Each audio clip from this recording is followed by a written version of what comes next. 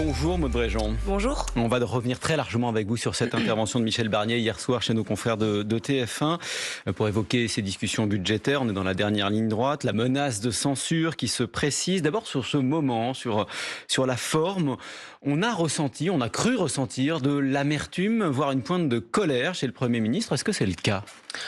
On traverse un moment extrêmement grave, décisif pour le pays. Je pense que la France est à la croisée des chemins.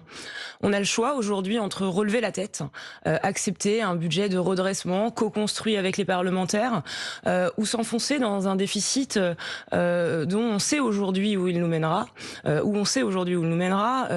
vers un affaiblissement durable. Sur le plan économique, social, diplomatique du pays. Mais ce ton, cette amertume, elle vient d'où ? Elle vient de la peur de la censure ? Premier ministre, depuis sa nomination, ça fait 2 mois et demi maintenant, n'a cessé de tendre la main aux différents groupes parlementaires en ayant conscience d'une situation, encore une fois, grave, extrêmement compliquée, dans un contexte politique que nous n'avions pas connu depuis des dizaines d'années. Ces discussions se sont avérées parfois très compliquées. Moi, je note qu'il y a eu un certain nombre d'avancées, un certain nombre de compromis. Mais on est aujourd'hui, encore une fois, je le redis, à la croisée des chemins. Et nous avons des décisions à prendre. Michel Barnier est un homme responsable. Et j'espère que le reste des responsables politiques le seront également vraiment. Est-ce que l'amertume ne vient pas du fait que, certes, il a été entendu pour partie par les oppositions, finalement. Mais le plus dur, c'est d'être lâché par les siens. Quand il parle des gens qui font des petites phrases, qui feraient mieux de consacrer leur énergie aux Français. Il s'adresse à sa majorité, non ? On a toujours eu conscience, depuis la composition du gouvernement, que cette situation, que c'est la composition de ce socle commun, était extrêmement complexe parce qu'il était fait de gens qui s'étaient parfois affrontés durement dans le passé. Moi, je pense qu'il faut arrêter de regarder dans le rétroviseur. Mais donc, socle commun, c'est un mot qui n'existe pas vraiment. D'arrêter de regarder tous les désaccords qu'on a pu avoir, mais de s'accorder sur ce qui est aujourd'hui l'essentiel. Et l'essentiel, c'est de redresser les finances publiques de ce pays. Parce que si on ne le fait pas, ce sera les Français les plus précaires qui paieront. Elle est disposée au compromis, cette Assemblée. Vous la pratiquez quand même depuis des semaines maintenant. Depuis même 2 ans et demi.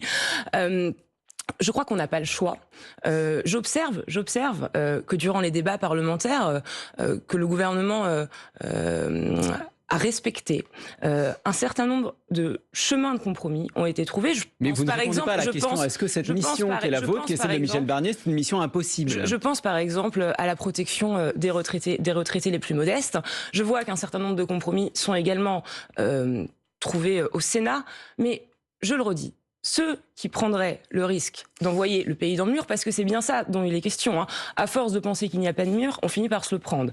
Ceux qui prendraient le risque d'envoyer dans le pays dans le mur devront, c'est leur droit, mais ils devront assumer la responsabilité d'un affaiblissement durable du pays.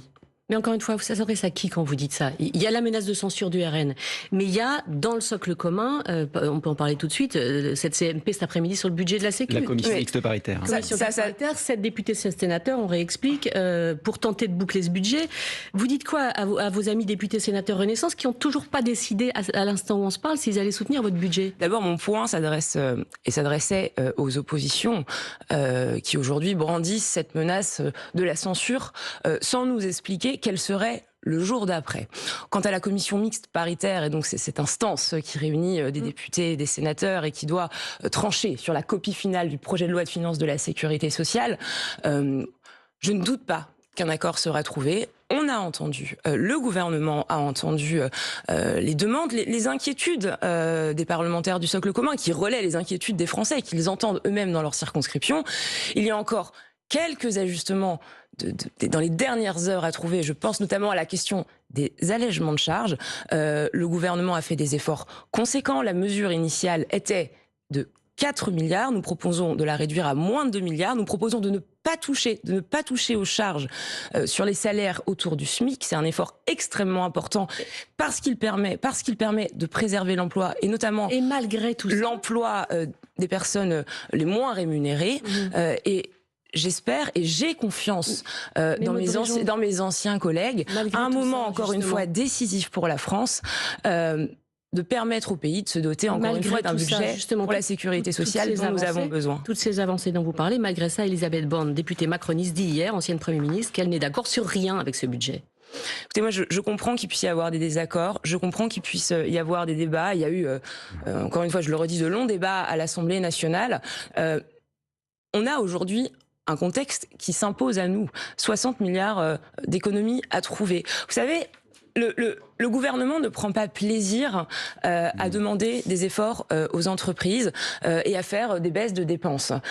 Ce sont des efforts et ce sont des décisions qui s'imposent à nous. Alors, parce que je le redis quand même, à toute fin utile, le déficit en 2024 atteint 6,1%. Si on continuait sur la trajectoire sans prendre des décisions effectivement difficiles, on irait vers un déficit à 7% l'année prochaine, ce qui constituerait un décrochage économique dont le pays mettrait des années à se remettre. Maud Brejon, avant de parler vraiment du fond, une dernière question politique, parce qu'hier, pendant cette interview, il y a eu un glissement, on est passé de un 49.3 probablement à assurément dans la bouche du Premier ministre.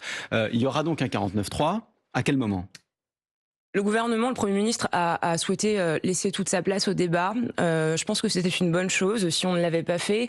Les mêmes qui aujourd'hui réclament un 49.3 rapide nous auraient probablement accusés d'antiparlementarisme. Et un 49.3 sur la base de quel texte ? Sur le texte qui sortira de la CMP ? Du reste, on a beaucoup de défauts, mais on sait compter. Pour valider un budget, il faut 289 députés. Le socle commun ne comprend pas 289 députés. Je ne vois pas aujourd'hui de groupe d'opposition en capacité de voter le budget tel qu'il est. Et donc, effectivement, le 49.3 sera un outil que le gouvernement devra utiliser, mais qui sur la base du texte qui sort de la CMP. Sur la base du texte qui, j'espère, sortira de la CMP. Je veux pas. Voilà, je veux pas. Je veux pas. Avancer. Voilà, m'avancer évidemment à la place des parlementaires. Mais sinon, sur le texte de départ. Mais ce gouvernement. Laissons les échanges en commission mixte paritaire se faire. Moi, je suis confiante quant à la capacité des différents parlementaires du socle commun de trouver, encore une fois, un point d'équilibre. Et pour terminer sur l'utilisation de ce 49.3, que le Premier ministre a évidemment confirmé, vous l'avez dit hier, lors du 20h de TF1, c'est une utilisation qui est nécessaire parce que c'est ce qui doit permettre de doter la France d'un budget, et en l'occurrence, le budget de la sécurité sociale, qui permettra par ailleurs une hausse des dépenses de santé d'environ 7 milliards. Donc, nous en avons besoin. Très concrètement, on va voir si on peut faire plus, a dit plusieurs fois Michel Barnier hier. Très concrètement, sur l'électricité par exemple, est-ce qu'il va y avoir un geste ou non ? Il rappelle que la facture va baisser de 9%, ça c'est prévu, mais on va voir si on peut faire plus. Alors, 3 choses. D'abord, je commence toujours par rappeler que l'État a protégé les factures d'électricité des Français et que ce bouclier tarifaire a tout de même coûté la modique somme de 30 milliards d'euros. C'est, je crois, important de le dire. Il y a effectivement un effort qui était prévu dans la copie initiale, mais qui permettait tout de même de maintenir une baisse des factures de 9%. Nous entendons ça les sont les demandes. Prix de l'énergie au niveau européen. Je le redis, nous entendons les demandes portées par une large majorité de groupes parlementaires, du socle commun, mais pas que, nous demandant de faire un effort. Et donc le Premier ministre, hier, a ouvert la porte à un aménagement de cette mesure. Je ne suis pas en mesure ce matin de vous dire de combien pourrait être l'élévation ou pas de cette TICFE, de cette taxe sur l'électricité, mais nous sommes ouverts, comme nous l'avons été, comme nous l'avons été depuis le début au dialogue. Le Premier ministre a ouvert une porte, a tendu une main. J'espère que les différents parlementaires s'en saisiront en responsabilité, parce que, je le redis, on a un contexte budgétaire qui est très contraint, mais on démontre une fois de plus notre volonté d'avancer avec le Parlement pour doter la France d'un budget, parce que, encore une fois, nous sommes à un moment crucial. Ce pays a besoin d'un budget. Alors, les charges des entreprises, même question. Ça, c'est attendu par les macronistes. Les salaires les plus bas vont rester protégés, mais pas les autres. Et si on peut aller plus loin, on le fera. On en discute. Là aussi, faut-il y voir une annonce ? Alors, encore une fois, permettez-moi de remettre le contexte. Les allègements de charges aujourd'hui en France, c'est 80 milliards d'euros par an. Il faut que les Français aient bien conscience de ça. La mesure initiale proposait de revenir sur ces allègements à hauteur de 4 milliards. 4 milliards sur 80 milliards. Il y a eu des discussions, j'ai bon espoir qu'il y ait un accord, et qui permettent non pas de revenir sur 4 milliards, mais à un peu moins de 2 milliards en préservant les salaires autour du SMIC. Donc c'est un effort absolument conséquent, de plus de de plus de 2 milliards qui va peser sur le budget que nous allons proposer au Parlement. Mais nous le faisons parce que nous n'avons absolument aucune volonté de revenir sur la politique de l'offre qui a été menée par le président de la République, et je tiens à le redire, le président de la République depuis 7 ans, de par sa politique d'aide aux entreprises, a permis la création par exemple de 100 000 emplois industriels depuis 3 ans, la diminution du chômage. Il est donc hors de question d'enrayer cette dynamique positive. Nous avions souhaité demander un effort partagé, et notamment aux entreprises. Nous acceptons de revoir cet effort à la baisse, encore une fois, tout simplement parce que cette demande, qui est essentiellement portée, par le groupe de Gabriel Attal, est une demande légitime. Pardonnez-moi. Donc là aussi, il va y avoir plus que dans le texte dans lequel il est à l'instant où on se parle, mais on ne sait pas dans quelle proportion. On ne sait pas. Plus, pardon. Moins en l'occurrence. Oui. Les entreprises, oui, les charges des entreprises. La contribution des entreprises sera un peu moindre que ce qui est prévu actuellement. La mesure initiale était de 4 milliards, elle sera légèrement inférieure à 2 milliards. Nous faisons donc plus de la moitié du chemin. Maude Bréjon, il y a un autre point sur lequel on aimerait avoir quelques détails, qui a été tout juste esquissé hier par le Premier ministre. Ça concerne les efforts demandés à ses prédécesseurs, aux anciens premiers ministres. Il dit on va demander des efforts aux anciens premiers ministres. Il faut savoir que selon les derniers chiffres, certains d'entre eux, parce qu'ils bénéficient d'un certain nombre de services de l'État, notamment des voitures de fonction, coûtent de l'argent. Alors évidemment, c'est pas avec ça qu'on va résorber le déficit, mais est-ce que vous pouvez nous en dire plus ce matin ?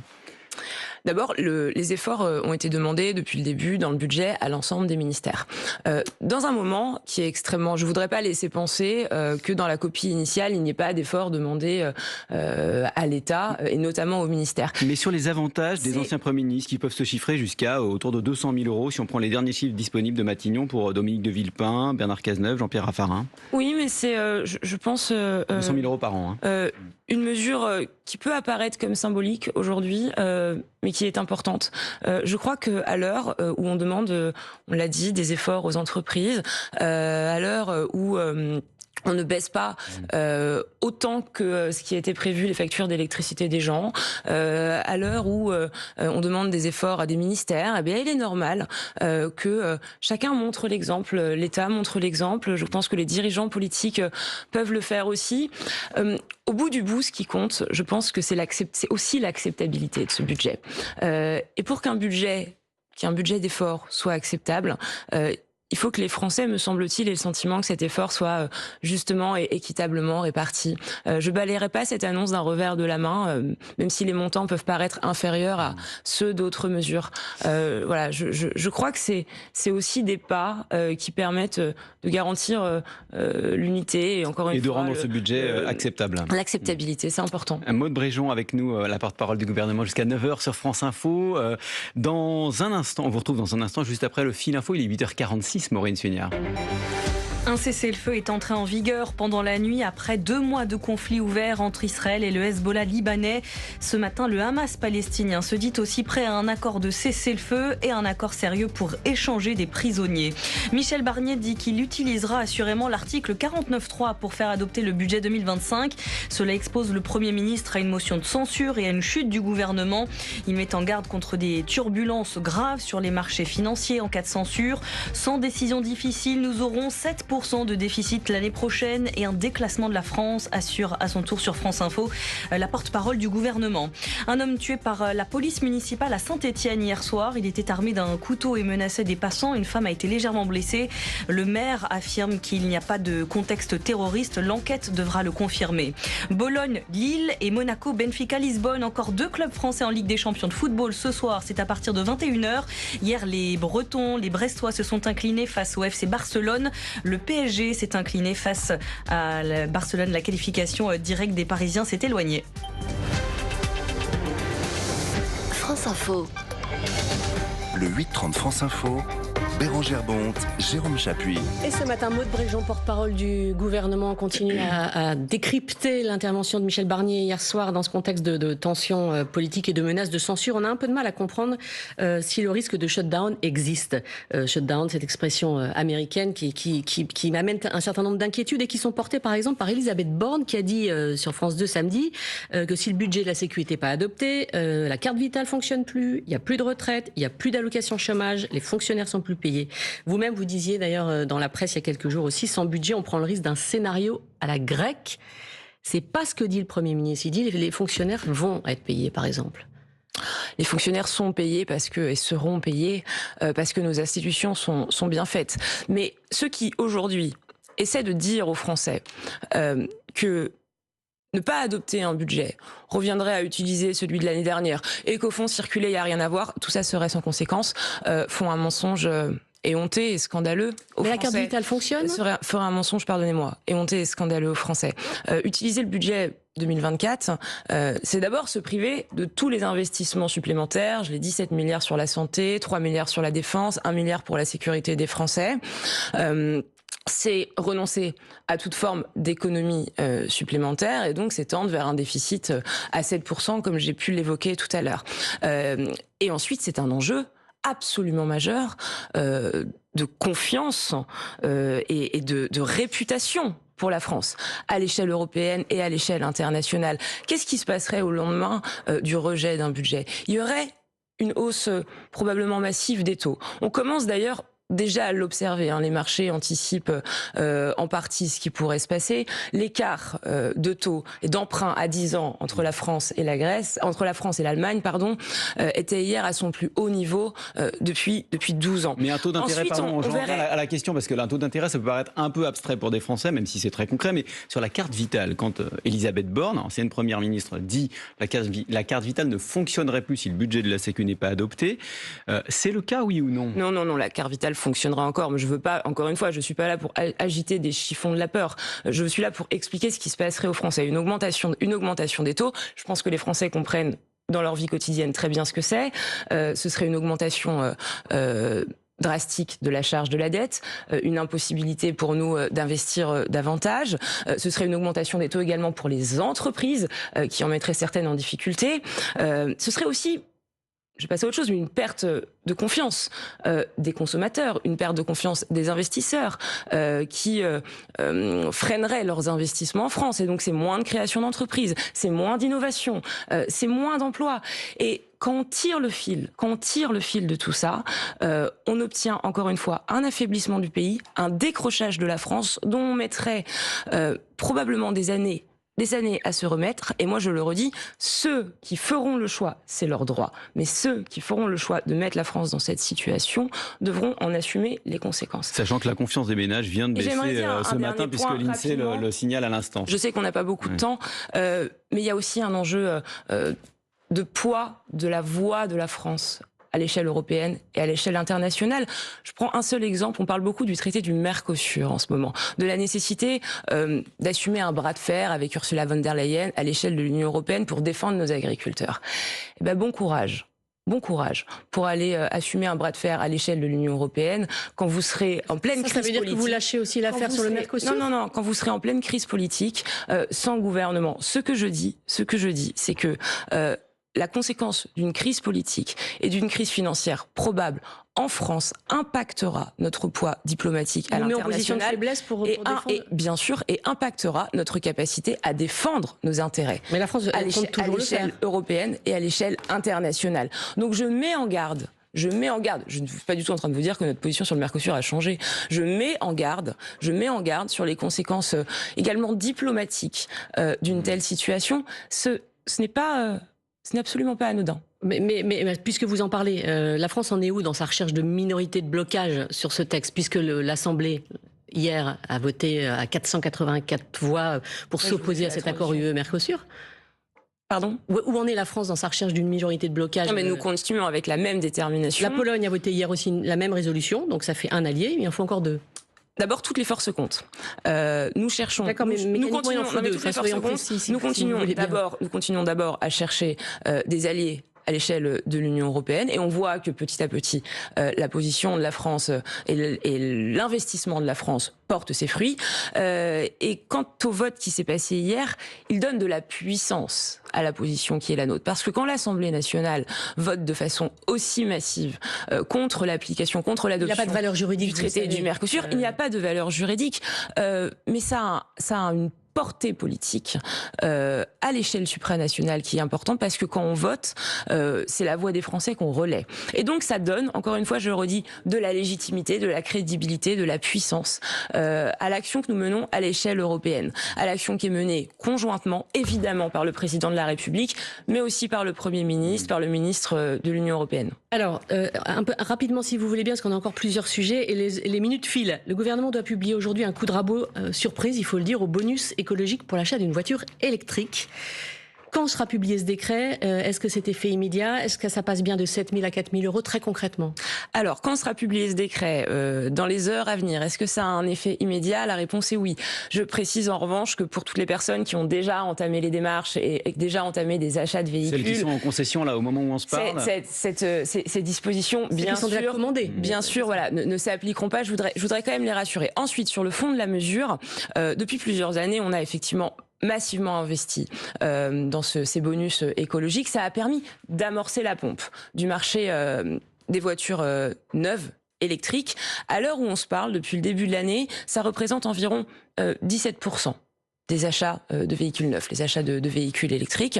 À un moment où, encore une fois, on a amorcé la pompe, où le marché est lancé, et alors même que, je le redis, on est dans une situation budgétaire qui est extrêmement contrainte, on fait un choix qui est celui de maintenir ce bonus, mais effectivement de le réduire et de le rendre, de le conditionner. Je pense que chacun peut le comprendre, aux revenus des ménages qui y ont recours. Mais le but, c'est à l'horizon 2035 de se passer des voitures thermiques. On est encore très loin du compte. Et j'ajoute que 3 jours après la COP, alors que les effets du dérèglement climatique sont là, quel signal quand même? On continue à maintenir ce bonus. Enfin, je voudrais pas. Attendez, excusez-moi, ce sera plus. Oui, mais ce sera plus. Pardonnez-moi. Il est moins incitatif. Ce sera. C'est un dispositif qui continue à encourager l'achat de véhicules électriques neufs, qui s'élève à plus de, je crois, 700 millions d'euros, qui effectivement est en diminution par rapport à ce qu'on a connu les années précédentes, mais parce qu'on avait volontairement, si je puis dire, dopé ce marché de telle sorte de lui permettre de se lancer. Ça a porté ses fruits, je le redis. Ça coûte environ par an, 17% des voitures achetées sont... des voitures achetées sont des voitures électriques neuves. Donc, nous ne revenons pas sur notre ambition d'électrifier le marché. L'économie escomptée, c'est combien par an? Pardon. On gagne l'économie escomptée, c'est quoi par an? C'est plusieurs centaines de millions d'euros. Et pour les Français, est-ce que vous nous confirmez que l'aide maximale pour les Français les plus modestes passe à 4 000 euros contre 7 000 aujourd'hui? Oui, l'aide maximale sera de 4 000 euros et ensuite, il y aura un effet dégressif fonction de votre niveau de revenu. Donc, moins vous avez de moyens, plus on vous aide. Je pense qu'encore une fois, c'est aussi ça la justice sociale. Maude Bréjon, il faut parler dans les minutes qui nous restent de ce cessez-le-feu qui a pris effet cette nuit au Liban et qui pour le moment est respecté, qui reste très fragile. Joe Biden a parlé d'une trêve pour laquelle les États-Unis et la France œuvrent depuis des années. Quel a été précisément le rôle de la France ? La France a une implication essentielle dans la région. Vous le savez, joue un rôle diplomatique pivot. C'est un succès diplomatique dont nous pouvons évidemment être fiers, qui permet la fin d'une tragédie qui a coûté la vie à 4000 personnes et qui permet aussi le retour de civils déplacés, 60 000 personnes en Israël, plus d'1 million de personnes au Liban.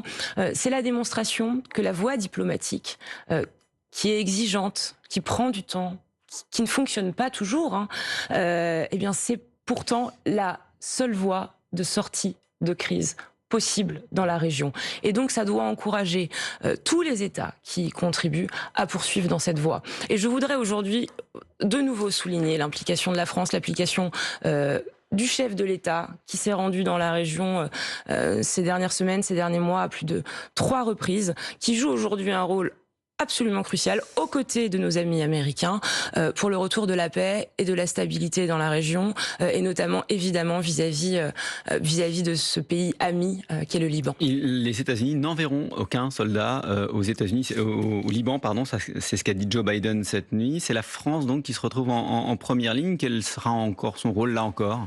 La France contribuera à faire évidemment respecter ce cessez-le-feu en soutenant l'armée libanaise, en renforçant les moyens de la FINUL. Alors la FINUL, c'est casse de l'ONU, voilà, qui opère sous commandement des Nations Unies sur place, et ça passe aussi par une solution politique. Jean-Yves Le Drian, l'envoyé spécial du président, retourne au Liban aujourd'hui même. Vous confirmez ça?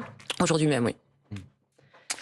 Merci Maud Bréjon, porte-parole du gouvernement. Vous étiez l'invité du 8h30 France Info. Je vous retrouve dans quelques minutes avec Renaud Dely pour les informer.